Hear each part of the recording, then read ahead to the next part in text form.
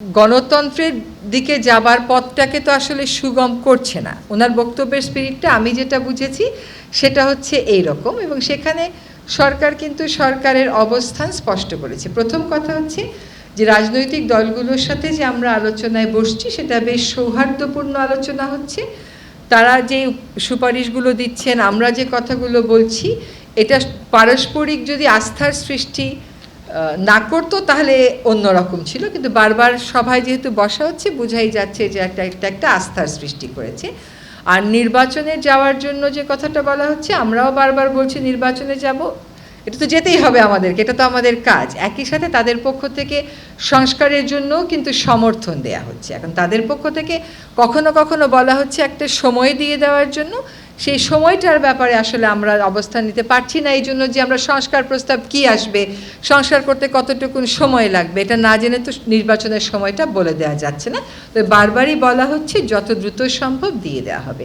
এখানে আরও দুটো কথা একটু বলার দরকার, যেটা আমরা আজকে আলোচনা করেছি। একটা হচ্ছে এই যে কিছু হলেই একটা উত্তেজনা ছড়িয়ে পড়ে, এটা নিয়ে আজকে আমরা কথা বলেছি যে সব কিছুই তো আলাপ আলোচনার মাধ্যমেই শেষ পর্যন্ত শেষ হয়।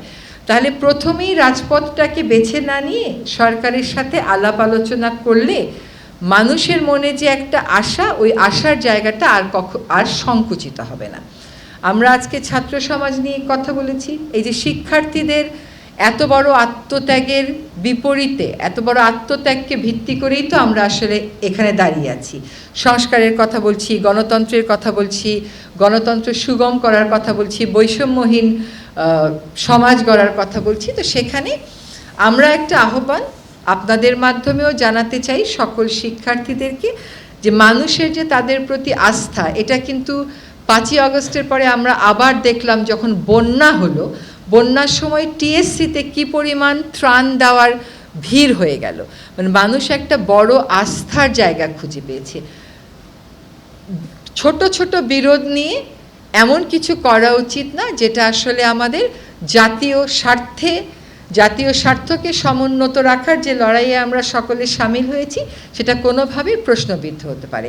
শিক্ষার্থীদের উপর এই জাতি যে আস্থা রেখেছে, যে ভরসাটা রেখেছে, এই ভরসাটা যেন অক্ষুণ্ণ থাকে, এটা যেন আরও বাড়ে, আরও সুদৃঢ় হয়।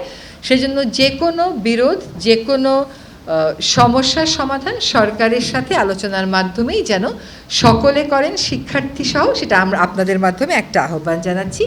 আরেকটা কথা হচ্ছে যে আমরা বারবার এটা রিটারেট করেছি যে আমরা যে সম্প্রীতির কথা বলি এই দেশে, এই সম্প্রীতিটা সত্যিকার অর্থে আমরা মূল্যবোধ হিসেবে ধারণ করি। এই সমাজ সবসময় এটা মূল্যবোধ হিসেবে ধারণ করেছে। এটা যদি আপনারা গতকাল যে পরিস্থিতিটা শান্ত থাকলো এটাও মূল্যায়ন করেন, তাহলেও দেখবেন যে অনেক উস্কানি আসতে পারে, কিন্তু সহসা বাংলাদেশে এইসব উস্কানিতে প্ররোচিত বাংলাদেশের সাধারণ মানুষ কখনো হবেন না। এবং বাংলাদেশের এই সাধারণ মানুষের যে স্পিরিটটা, এটা সরকারেরও স্পিরিট, যে এখানে কেবল আমরা সম্প্রীতি বলবো তা না, আমরা সত্যিকার অর্থে সম্প্রীতিটা স্থাপন করে দেব। এই জন্য যত আমাদের মধ্যে দূরত্ব থাকতে পারে, ভুল বোঝাবুঝি থাকতে পারে, দাবি দেওয়া থাকতে পারে, সেগুলো নিয়ে আমরা সকল সময় আলোচনা করব, প্রকাশ্যে আলোচনা করব, প্রয়োজনে তারা আসবেন, আলোচনা হবে। প্রতিটি অপরাধের বিচার হবে, অপরাধের বিচারের সাথে এই সম্প্রীতিকে আমরা কোনোভাবেই মিলিয়ে ফেলব না।